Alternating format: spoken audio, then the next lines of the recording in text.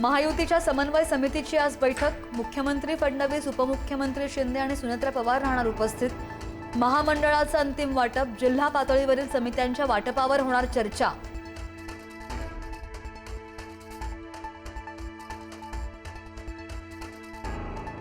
राहुल गांधी पुण्यानंतर नाशिकमध्ये देणार संघटन मंत्र।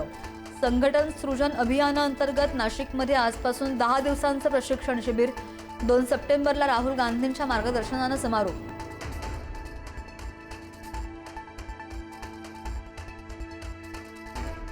आरक्षणाला विरोध करणाऱ्यांवर देशद्रोहाचा गुन्हा दाखल करा।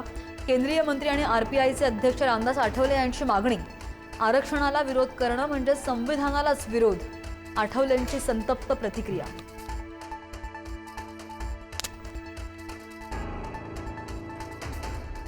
मराठीच्या सक्तीमुळे रिक्षा टॅक्सी चालकांनी मार्ग बदलले।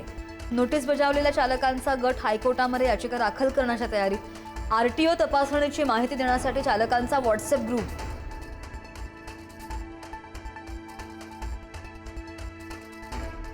अमरावतीच्या जिल्हा स्त्री रुग्णालयामध्ये अग्नितांडव, 3 बालकांचा होरपळून मृत्यू, 6 बालकांवर उपचार सुरू। व्हेंटिलेटरमध्ये स्फोट झाल्यानं भीषण आग लागल्याची माहिती।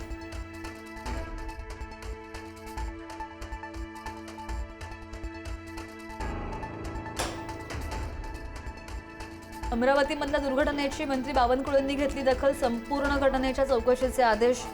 मृत बालकांच्या नातेवाईकांच्या पाठीशी सरकार उभं, बावनकुळेंची माहिती।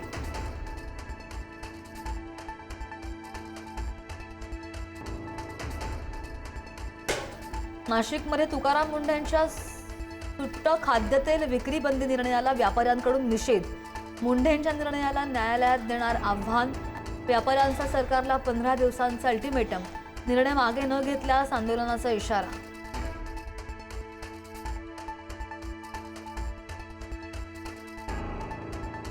वाढत्या महागाईवरून शेतमजूर महिलेनं व्यक्त केला संताप।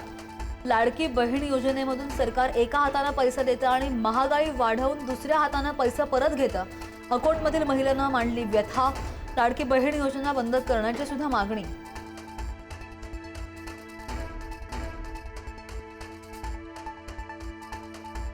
ढगांनी वेढलेले पर्वत आणि घनदाट जंगलांमधून धावणाऱ्या वंदे भारत एक्सप्रेसचा व्हिडिओ व्हायरल।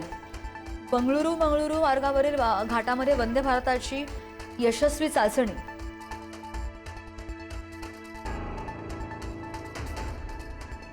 आणि जम्मू काश्मीरमध्ये मुसळधार पाऊस, चिनाब नदीच्या पाणी पातळीमध्ये मोठी वाढ।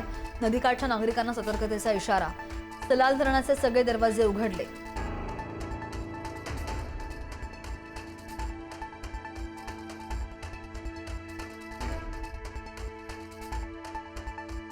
आणि ऑपरेशन सिंदूरमध्ये उद्ध्वस्त दहशतवादी तळ पाकनं पुन्हा उभारला। जैश ए मोहम्मदच्या दहशतवादी अड्ड्यासाठी पाकिस्तान सरकारकडून 36 कोटींचा निधी।